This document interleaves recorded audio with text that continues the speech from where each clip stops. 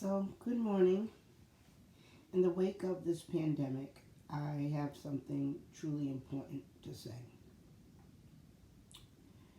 When I was a child, I could always remember my mom telling me, well, every cloud has a silver lining. And at that time, I didn't understand it or really see what the silver lining was when something was bad. In the wake of this pandemic and all that we're going through, this morning I saw the silver lining. I have been laid off. I also have CPOD, so I can't be out. COPD, and I can't be out. And so I'm not working. So this gives me the opportunity to see my husband's day-to-day activity.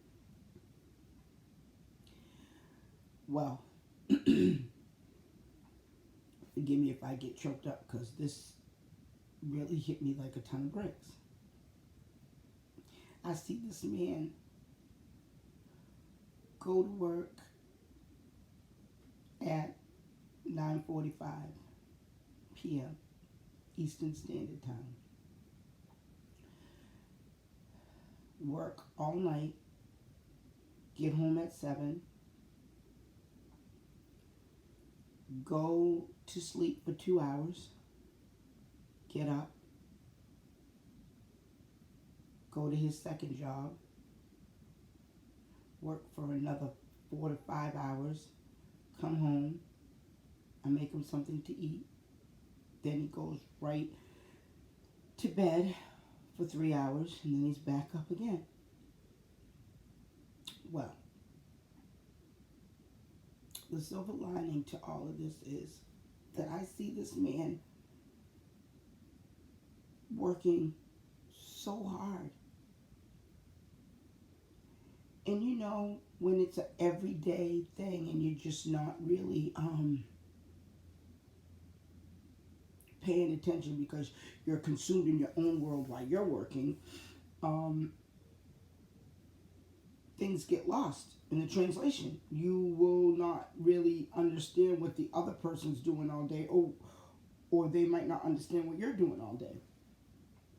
So now that I have nothing but time on my hands, the silver lining I found was learn to appreciate others and what they do. I was a spoiled brat.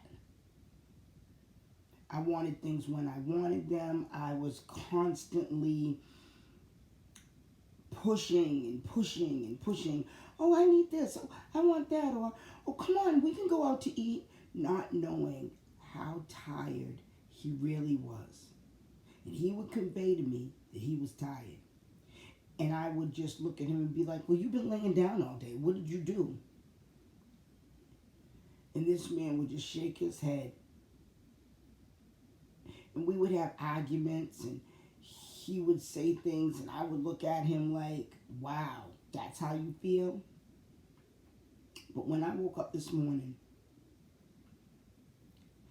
and he jumps up out of his sleep, it ain't even 2 hours, he jumps up out of his sleep before his alarm goes off, and he says, I gotta go do that job.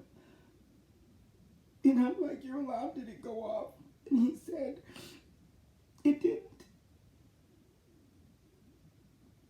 And I see how hard this man works. He doesn't take a vacation. He won't leave his animals because he loves them so much, so he's afraid to leave them with anybody else. He gives and gives and gives and gives of himself. I never saw it. I never saw it because I was so consumed in my own life. I feel like this pandemic has slowed everybody down and gave us a chance to bond with our significant other or see what our significant other goes through or just teaches us to stop and smell the roses. And then now that I can't work, I'm like, wow, what a courageous man he is. What a hardworking man he is. What actual loving man he is. Sacrificing everything just to provide. I was so spoiled and selfish. And when I woke up and I saw that, all I could do was weep. That's it. I just cried and cried. And he's like, don't be sad, honey. It's okay. Now you see. Now you understand. It's okay. I don't want you to be sad. But how can I not be sad by the way I was acting? And how I was just wanting more all the time from him. I tell you, this pandemic has brought out a whole different side of me. It has taught me to be more compassionate towards my husband, more understanding, more helpful, more loving. I always loved him. I always did everything that I could, but it doesn't seem the same now that I see everything that he goes through. I feel like it never was enough. It couldn't possibly be enough. We have to take the time to look around us and see what others are doing and thank them and love them and let them know you appreciate everything they do. Not just your husband or your wife or your children, but your next door neighbor, the grocery store worker, all the nurses, all the doctors, all the people in the healthcare industry, all the teachers. God, we take things for granted. And we shouldn't. And if we learn anything from this tragedy, learn to value the people around you. This man can't take a vacation. He doesn't even know the word vacation. I beg and I beg. Oh, honey, we didn't have a honeymoon. Oh, honey, we didn't have a wedding. Oh, honey, I want a ring. Oh, honey, I want this. And he's like, I gotta work.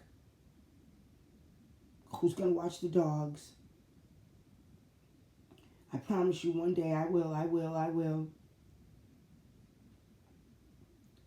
I tell you, in this moment, if I had one wish, it would just give this man some time off.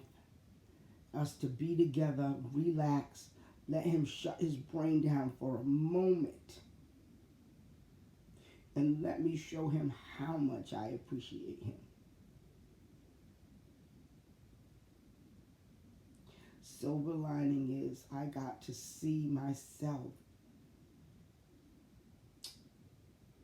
and see my husband for what we are both truly worth. People, open your eyes and see what's around you. See who's around you.